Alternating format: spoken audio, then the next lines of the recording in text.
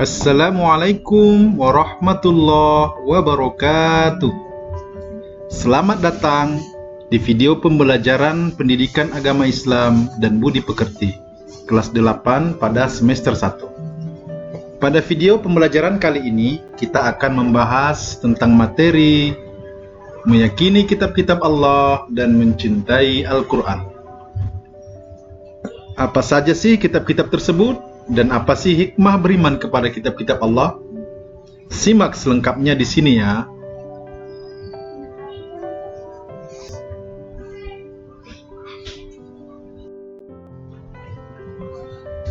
Mari kita renungkan sejenak.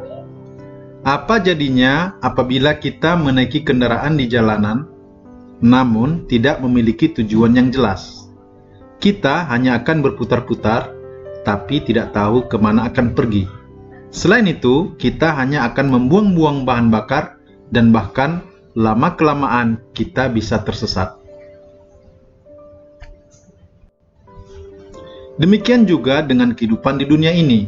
Jika hidup ini tidak memiliki arah yang jelas dan tujuan yang benar, maka hanya akan menghabiskan usia tanpa memiliki manfaat dan kemudian tersesat.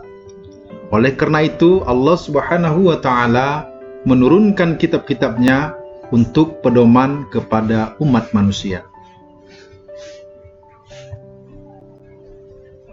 Pengertian iman kepada kitab-kitab Allah. Iman secara bahasa adalah percaya, sedangkan kitab adalah buku, surah kiriman, hukum. Iman kepada kitab-kitab Allah adalah percaya dan meyakini sepenuh hati bahwa Allah Subhanahu wa Ta'ala telah menurunkan kitab-kitabnya kepada nabi atau rasulnya untuk disampaikan kepada seluruh umat manusia sebagai pedoman hidup agar dapat meraih kebahagiaan di dunia dan akhirat. Dalil meyakini kitab-kitab Allah adalah Surah An-Nisa ayat 136 yang berbunyi, A'udzubillahi minasyaitonirrajim, Bismillahirrahmanirrahim, Ya ayyuhalladzina amanu, aminu billahi wa rasulihi wal kitabil ladzi nazzala ala rasulihi wal kitabil ladzi anzala min qablu wa may yakfur billahi wa malaikatihi wa kutubihi wa rusulihi wal yawmil akhir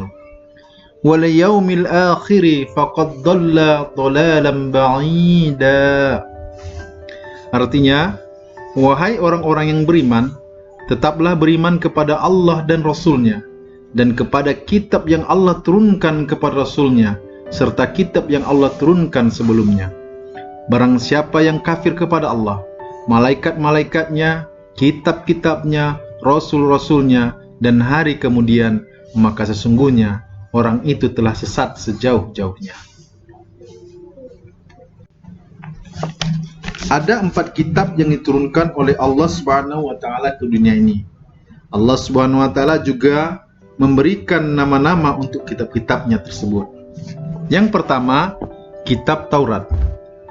Kitab Taurat diwahyukan kepada Nabi Musa alaihissalam pada abad ke-12 sebelum Masehi. Nama Taurat berarti hukum atau syariat. Kitab Taurat ditujukan untuk umat Bani Israel, sedangkan bahasa yang digunakan adalah bahasa Ibrani. Sebagai umat muslim, kita wajib mengimani kitab Taurat ini sebagai wahyu dari Allah Subhanahu wa Ta'ala, karena Allah telah menerangkan dalam Al-Quran surah Al-Mu'minun ayat 49 yang berbunyi, Bismillahirrahmanirrahim, Walaqad atayna Musal kitaba la'allahum yahtadun. Artinya, dan sesungguhnya telah kami berikan Alkitab atau Taurat kepada Musa agar mereka Bani Israel mendapat petunjuk. Taurat berisi 10 ajaran pokok. Yang pertama adalah perintah mengesahkan Allah Subhanahu wa Ta'ala. Kedua, perintah menghormati ayah dan ibu. Ketiga, perintah menyucikan hari Sabtu. Keempat, larangan menyembah berhala. Kelima, larangan menyebut nama Allah Subhanahu wa Ta'ala secara sia-sia. Keenam, larangan membunuh manusia. Ketujuh, larangan berbuat zina. Kedelapan, larangan mencuri. Kesembilan, larangan menjadi saksi palsu. Dan kesepuluh, larangan mengambil hak orang lain. Kitab Allah yang kedua adalah Kitab Zabur. Kitab Zabur diturunkan Allah Subhanahu wa Ta'ala kepada Nabi Daud alaihissalam untuk Bani Israel atau umat Yahudi. Kitab ini diturunkan pada abad 10 sebelum Masehi atau 2 abad setelah Taurat di daerah Yerusalem. Adapun kitab ini ditulis dengan bahasa Kipti. Allah Subhanahu wa Ta'ala berfirman dalam Quran surah Al-Isra ayat 55 yang berbunyi, Bismillahirrahmanirrahim. Wa rabbuka a'lamu biman fis samawati wal ardh wa laqad faddalna ba'dan nabiyyina 'ala ba'd wa atayna Dauda zabura. Artinya, dan Tuhanmu lebih mengetahui siapa yang ada di langit dan di bumi. Dan sesungguhnya telah kami lebihkan sebagian nabi-nabi itu atas sebagian yang lain, dan kami berikan Zabur kepada Daud.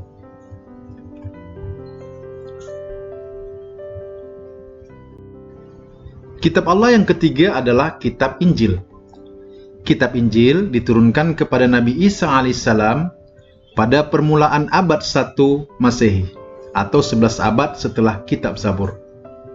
Kitab Injil sendiri diwahyukan di daerah Yerusalem dengan bahasa Suryani dan diperuntukkan bagi kaum Nabi Isa alaihissalam, yakni kaum Nasrani. Keterangan tentang kitab Injil ini terdapat dalam Quran surah Maryam ayat 30 yang berbunyi, Bismillahirrahmanirrahim. Qala inni abdullahi ataniyal kitaba wa ja'alani nabiyya. Artinya, dia Isa berkata, sesungguhnya aku hamba Allah. Dia memberiku kitab Injil dan dia menjadikan aku seorang nabi.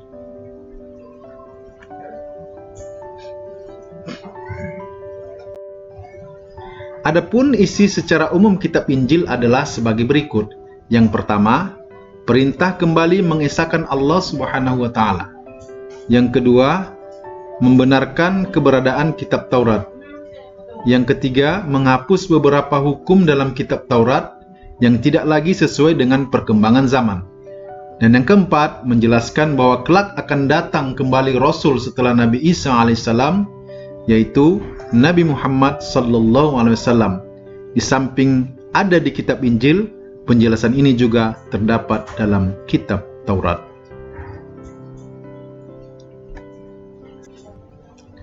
Kitab Allah yang keempat adalah Kitab Al-Quran. Kitab Al-Quran merupakan kitab yang diturunkan Allah Subhanahu wa Ta'ala kepada Nabi dan Rasul yang terakhir, yaitu Nabi Muhammad sallallahu alaihi wasallam. Al-Quran sendiri diturunkan pada abad ke-7 Masehi, yakni sekitar 611 sampai 632 Masehi. Al-Quran diturunkan sebagai penyempurna dan pembenar bagi kitab-kitab sebelumnya.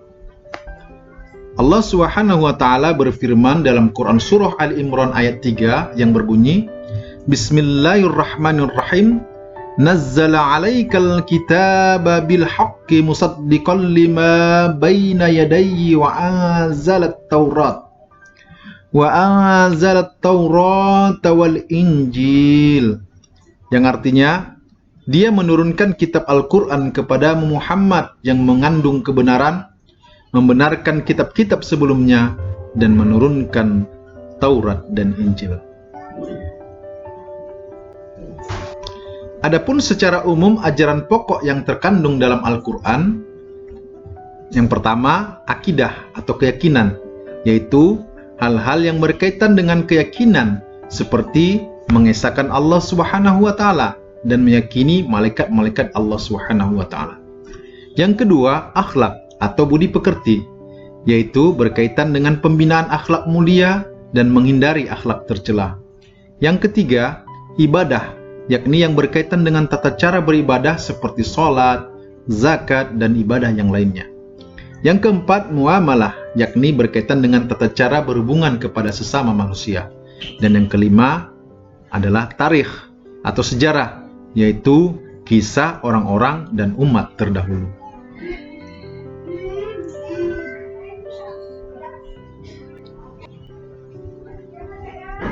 Berikutnya suhuf. Suhuf yaitu lembaran-lembaran terpisah yang berisi wahyu Allah Subhanahu wa taala. Sebagaimana firman Allah dalam Quran surah Al-A'la ayat 18 sampai 19, Bismillahirrahmanirrahim. Inna hadza lafis suhufil ula, suhufi Ibrahim wa Musa. Artinya, sesungguhnya ini benar-benar terdapat dalam kitab-kitab yang dahulu, yaitu kitab-kitab Ibrahim dan Musa. Quran surah Al-A'la ayat 18-19. Nabi-nabi yang menerima suhuf diantaranya, yang pertama Nabi Ibrahim menerima 10 suhuf dan Nabi Musa menerima 10 suhuf. Perbedaan kitab dengan suhuf. Kitab dan suhuf mempunyai persamaan dan juga perbedaan.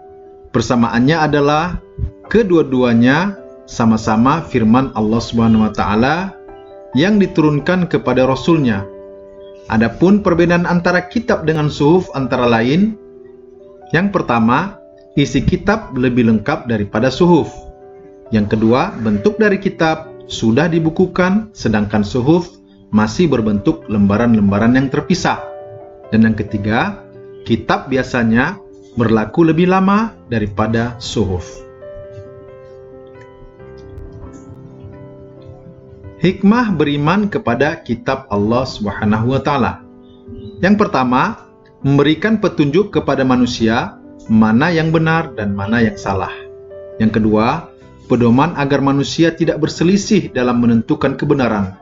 Yang ketiga, memberikan informasi sejarah kehidupan orang-orang terdahulu. Yang keempat, manusia dapat mengetahui betapa besarnya perhatian dan kasih sayang Allah Subhanahu wa taala kepada para hamba dan makhluknya. Yang kelima, manusia yang beriman akan dapat mengetahui dan membedakan mana yang baik dan mana yang buruk. Yang keenam, mensyukuri segala anugerah dan nikmat Allah Subhanahu wa taala, termasuk pemberian petunjuk yang benar melalui kitab-kitabnya. Yang ketujuh, hati manusia menjadi lebih tentram dan menambah ilmu pengetahuan. Yang kedelapan, memiliki sikap toleransi yang tinggi karena kitab-kitab Allah Subhanahu wa taala memberikan penjelasan tentang penanaman sikap toleransi, saling menghormati dan menghargai orang lain, bahkan pemeluk agama lain. Yang kesembilan, meningkatkan kesabaran dalam menerima cobaan, ujian dan musibah yang menimpa pada dirinya. Demikian pembahasan video pembelajaran kali ini. Semoga video kali ini memberikan manfaat untuk kita semua. Sampai jumpa pada video berikutnya. Assalamualaikum warahmatullahi wabarakatuh.